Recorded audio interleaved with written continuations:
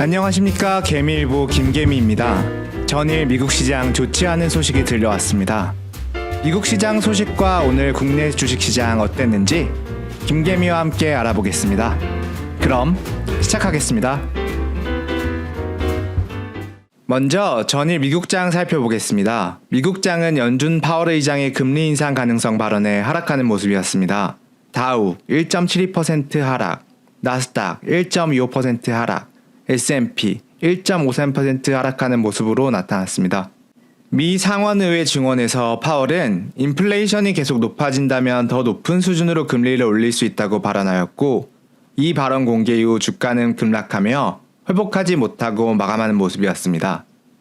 또한 최근 국채장단기 역전이 1981년, 89년, 2000년, 2007년 4번 이후 5번째로 나타나면서 이것 또한 하락을 주도하는 상황이 있었습니다. 경기 침체에 대한 걱정이 점점 커지고 있는 상황입니다. 이에 다가올 3월 FOMC에서는 더 높은 금리 인상을 예상하고 있으며 금주 10일 금요일 비농업 지표 발표가 있는데요. 이 비농업 지표가 앞으로 금리 인상에 대한 단초로서 중요도가 더욱 높아졌습니다. 패드워치는 어떤 식으로 예상되는지 살펴보겠습니다. 지난번 25bp 상승 쪽이 훨씬 우세한 모습이었는데 지표가 계속적으로 좋지 않은 모습을 보이고 파월도 매파적인 발언을 이어나가면서 50bp 인상 비율이 73.5%로 압도적으로 나타났습니다. 50bp 인상 상황이 계속된다면 주가에도 큰 영향을 미칠 것으로 생각됩니다. 해외 증시도 파월의 매파적인 발언에 힘을 쓰지 못하는 모습이었는데요. 니케이 0.48% 상승, 상해 0.06% 하락, 항생 2.41% 하락으로 미국 시장에 가장 민감하게 반응하는 홍콩 시장이 제일 크게 하락하는 모습을 나타냈습니다. 이쯤에서 환율도 한번 알아보겠습니다. 원달러 환율은 1.19% 급상승해 1321원으로 마감하였습니다. 환율 역시 파월의 매파적 발언에 상승한 모습으로 보입니다. 다음으로 국내 시장 알아보겠습니다. 국내 시장도 파월의 매파적 발언의 영향에서 벗어날 수 없었는데요. 코스피는 1.28% 하락한 2431포인트로 마감하였습니다. 개인 9431억 매수, 외국인 1618억 매도, 기관 8200억을 매도하는 모습을 나타냈습니다. 매수 현황으로는 개인 삼성전자, 네이버, 카카오 등을 매수하였고, 외국인 두산밥켓, 삼성전자, 한국조선해양 등을, 기관, 타이거 200, 고버스, 코덱스 200 등을 매수하는 모습으로 나타났습니다. 코스닥은 코스피 대비 하락이 크지 않은 모습이었습니다. 0.2% 하락한 813포인트로 마감하는 모습을 보였습니다. 개인 2450억 매수, 외국인 517억 매도, 기관 1773억 원을 매도하였습니다. 매수 현황으로는 개인, SM, 에코프로비엠, 동진세미캠, 외국인, 에코프로, 미래나노텍, LNF, 기관, SM, BH, 셀트리온 헬스케어 등을 매수하는 모습이었습니다. 시총 상위주는 어땠을까요? 시총 상위주 모두 좋지 않은 모습이었는데요. 그 중에서 삼성 SDI와 LG화학, 네이버 등이 특히 좋지 못했습니다. 삼성 SDI와 LG화학 등은 최근 올랐던 것에 비해 차익 매물로 보여지며 시총 상위주 중에서는 기아 홀로 1.68% 상승하는 좋은 모습을 나타냈습니다. 이제 오늘 장 상세하게 살펴보겠습니다. 먼저 상한가 말씀드리겠습니다. 오늘 상한가는 두 종목으로 저조한 모습이었습니다. 오늘 상한가는 경동인베스트, 레몬 두 종목이 상한가를 기록하는 모습이었습니다. 경동인베스트는 자회사 경동이 2차전지 핵심 광물인 티타늄 조광권 취득 소식에 상한가를 기록하는 모습이었습니다.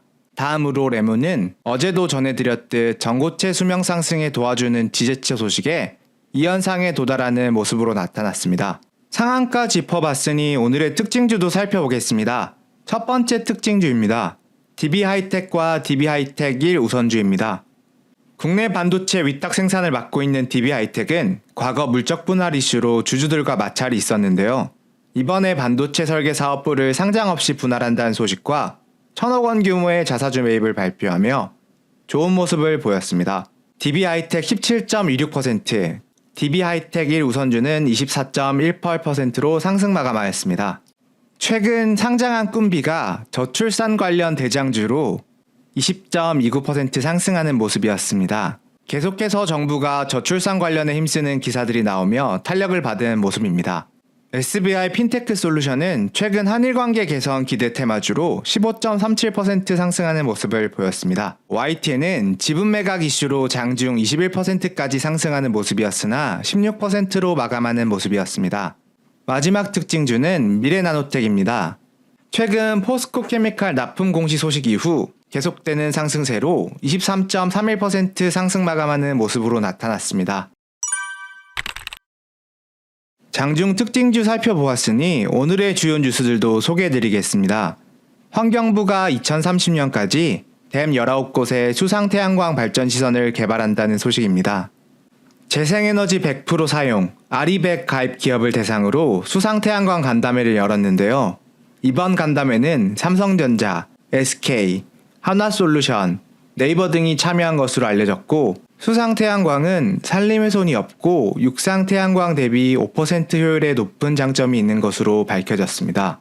2012년 합천댐에 최초로 설치되었으며 환경에 미치는 영향이 없는 것으로 밝혀져 이 같은 계획을 세운 것으로 알려졌습니다. 어제 소개해드렸던 뉴스에서 반도체 기업에 대한 세제율 혜택이 더욱 늘어날 것으로 보입니다. 최대 40%까지 추진한다고 하는데요. 대기업 20%, 중견기업 25%, 중소기업 30%에 추가적으로 올해 추가 증가분에 대해 10% 추가 공제 혜택을 적용한다는 내용이며 16일 열리는 조세소위에서 반도체 특별법으로 처리하기로 했다는 소식으로 들려왔습니다. 오늘 8일 저출산 관련해서 윤 대통령이 발언하였는데요. 국민이 체감할 수 있는 과감하고 확실한 저출산 대책을 주문한 것으로 밝혀졌습니다. 해외에서도 우리나라 출산율 문제를 다룰 만큼 저출산 문제가 심각한 문제로 대두되고 있는데요. 이번 정부에서는 어떠한 방법을 내놓을지 궁금하며 정말 심각한 문제인 만큼 과감한 정부 지원이 나오지 않을까 생각해보는 뉴스였습니다. 현대카드가 추진했던 애플페이 관련 소식입니다. 애플이 국내 애플페이 서비스 상용화를 공식화하였습니다. 최근 애플은 노란색 컬러를 가진 애플폰을 발표하였는데요. 이 노란 애플폰을 발표하면서 공식적으로 한국에서의 애플페이 서비스 상용화를 밝혔습니다. 국내 공식 런칭 시점은 정확하게 밝혀지진 않았지만 14일 이후 하순쯤이 유력한 것으로 예측된다는 소식입니다. 마지막 소식입니다. 중국 주요 도시가 3월 초부터 기온이 20도를 넘어서는 이상기온이 관측된다는 뉴스가 나왔습니다. 중국 중부 우한은 지난 6일 26도를 기록하였고 이 기온은 3월 초 평균 기온보다 무려 12도가 높은 온도라고 전해졌습니다. 이 뉴스를 들으면서 올해 우리나라 여름도 빨리 오고 엄청나게 더울 것으로 예상되는데요. 냉방 관련 종목이 좋을 것으로 추측해볼 수 있을 것 같은 뉴스였습니다. 이번 주 이벤트 정리하며 마치겠습니다. 오늘 저녁 미국 베이지북 발표가 있습니다. 베이지북은 미국 경제 동향 종합 보고서인데 책 표지가 베이지색이라는 데서 유래된 것입니다.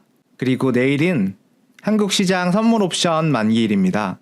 보통 선물 옵션 동시 만기일에는 변동성이 심한데 전날에 하락한 경우에는 변동성이 심하지 않은 날이 더욱 많았다는 데이터가 있습니다. 10일은 비농업 지표 데이터 발표가 있습니다. 50bp 빅스텝의 가능성이 지속적으로 표출되고 있는데 앞으로 나올 데이터를 보면서 금리 인상을 하겠다는 연준 위원들의 발언에 비농지표도 꼭 체크해봐야 할 것 같습니다. 오늘 하루도 고생 많으셨습니다. 우리 개미 여러분들을 위해 더욱 좋은 정보 전달하도록 하겠습니다. 지금까지 개미일보의 김개미였습니다. 감사합니다. 개미일보를 가장 빠르게 받아보시는 방법은 구독과 알림 설정을 하시면 누구보다 빠르게 받아보실 수 있습니다. 구독료는 여러분들의 좋아요, 따봉 버튼입니다. 감사합니다.